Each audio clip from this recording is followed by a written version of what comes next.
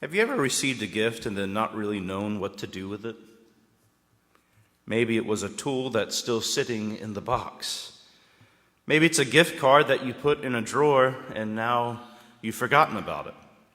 It wasn't fake, it was a real gift, but it went unused.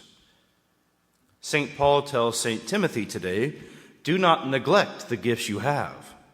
In other words, don't let God's grace gather dust. Use it, live from it, and grow in it, so that your progress becomes evident to everyone. And then the gospel shows us what that looks like in real life. Jesus is invited to dinner at the home of a Pharisee. In walks a woman everyone in the town knows. The text is blunt. She's a notorious sinner. We don't know her backstory, but we do know this. She refuses to stay away from Jesus. She comes in carrying the most valuable thing she owns, an alabaster jar of ointment, and she breaks it open.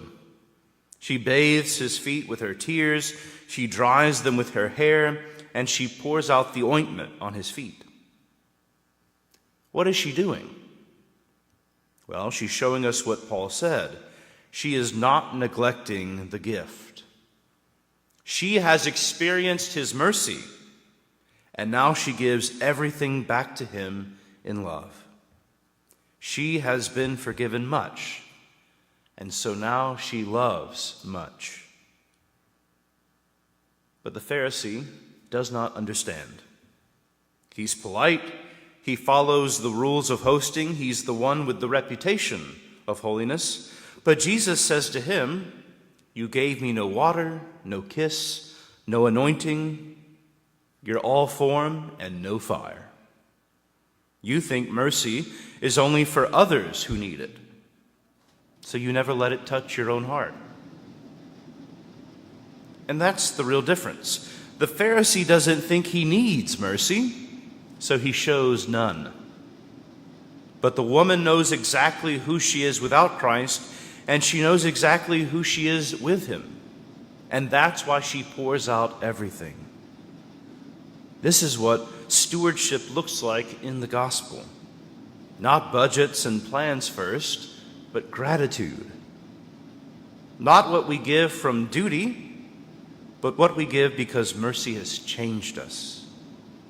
Stewardship is the movement of a heart that refuses to neglect the gifts that God has given us. Now, how has God's mercy been moving in our lives? Where have we experienced it recently? In prayer, in confession, or in an answered cry for help? And what did we do with it afterwards? Did it actually change our behavior?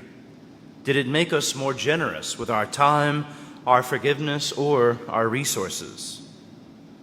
Or did we tuck it away like an unopened gift card? Here's a personal question.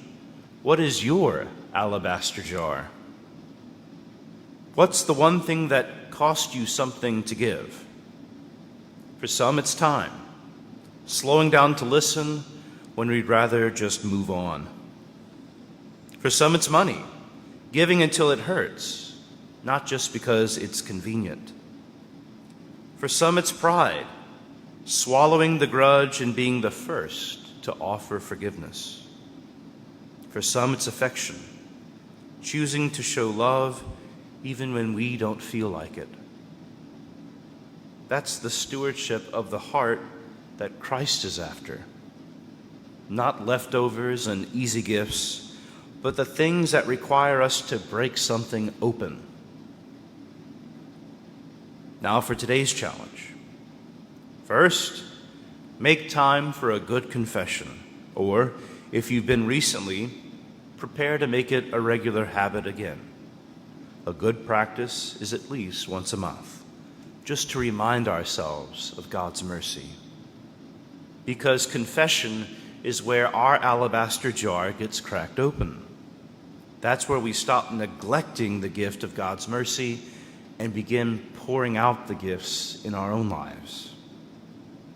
And second, Choose one act this week for Christ and for a neighbor that actually cost you something, something that requires breaking the jar, coming outside of your comfort zone. Because when we do that, Jesus' words to the woman become his words to us. Your faith has saved you. Go in peace. The ones who truly know the peace of God are those who stop clinging and finally let it all pour out at his feet.